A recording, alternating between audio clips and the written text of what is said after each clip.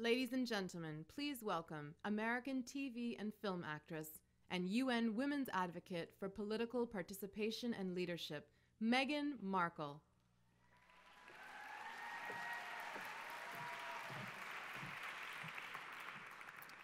Well, good evening. That doesn't feel like enough, does it? It's just great evening. Maybe that's better.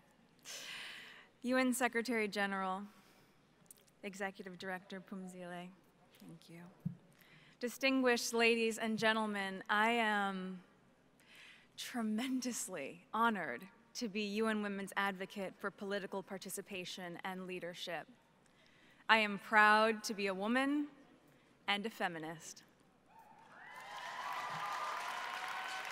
And this evening, I am extremely proud to stand before you on this significant day, which serves as a reminder to all of us of how far we've come, but also amid celebration, a reminder of the road ahead. I want to tell you a story that'll sort of give context to my being here and my work with UN Women. When I was just 11 years old, I unknowingly and somehow accidentally became a female advocate. It was around the same time as the Beijing conference, so a little over 20 years ago, where in my hometown of Los Angeles, a pivotal moment reshaped my notion of what is possible. See, I had been in school watching a TV show in elementary school, and this commercial came on with the tagline for this dishwashing liquid, and the tagline said, "Women all over America are fighting greasy pots and pans." Two boys from my class said, "Yeah, that's where women belong, in the kitchen." I remember feeling shocked and angry, and also just feeling so hurt. It just wasn't right, and something needed to be done. So I went home and I told my dad what had happened. And he encouraged me to write letters. So I did, to the most powerful people I could think of. Now, my 11-year-old self worked out that if I really wanted someone to hear me, well, then I should write a letter to the First Lady. So off I went, scribbling away to our First Lady at the time, Hillary Clinton.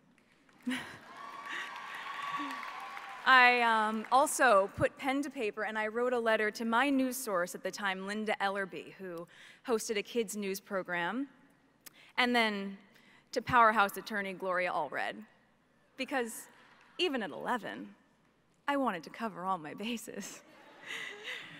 Finally, I wrote to the soap manufacturer, and a few weeks went by, and to my surprise, I received letters of encouragement from Hillary Clinton, from Linda Ellerby, and from Gloria Allred.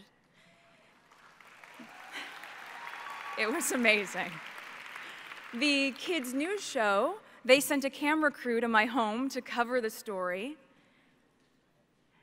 And it was roughly a month later when the soap manufacturer, Procter & Gamble, changed the commercial for their Ivory Clear dishwashing liquid.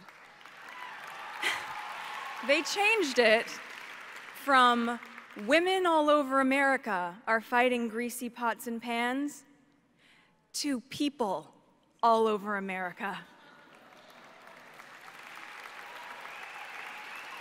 It was at that moment that I realized the magnitude of my actions.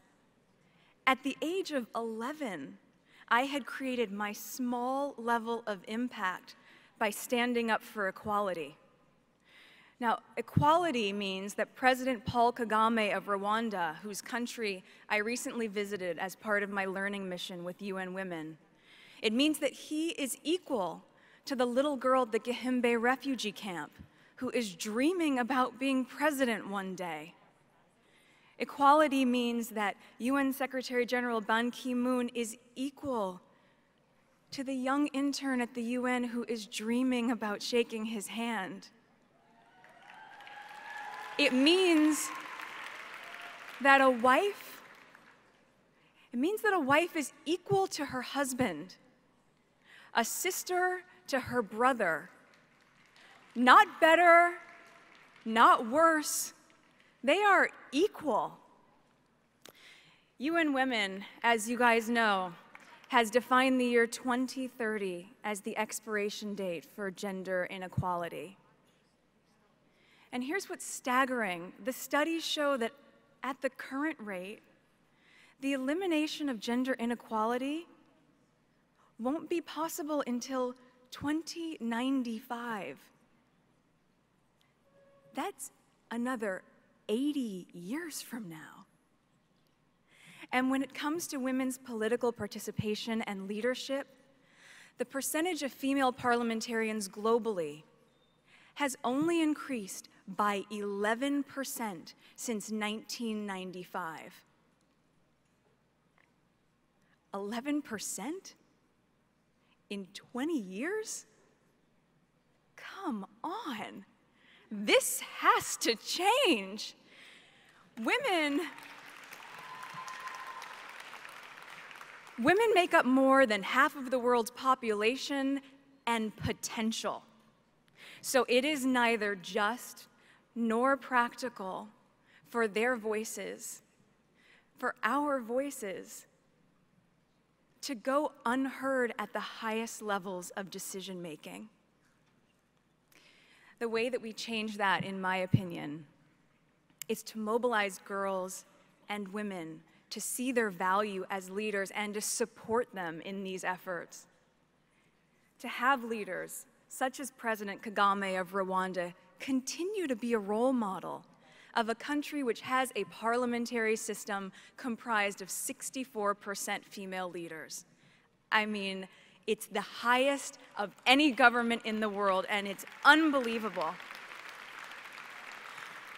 We need more men like that, just as we need more men like my father, who championed my 11-year-old self to stand up for what is right. In doing this, we remind girls that their small voices are in fact not small at all, and that they can affect change. In doing this, we remind women that their involvement matters, that they need to become active in their communities, in their local governments, as well as in the highest parliamentary positions. It is just imperative. Women need a seat at the table. They need an invitation to be seated there. And in some cases, where this isn't available, well then you know what? Then they need to create their own table. We need a global understanding that we cannot implement change effectively without women's political participation. It is said that girls with dreams become women with vision.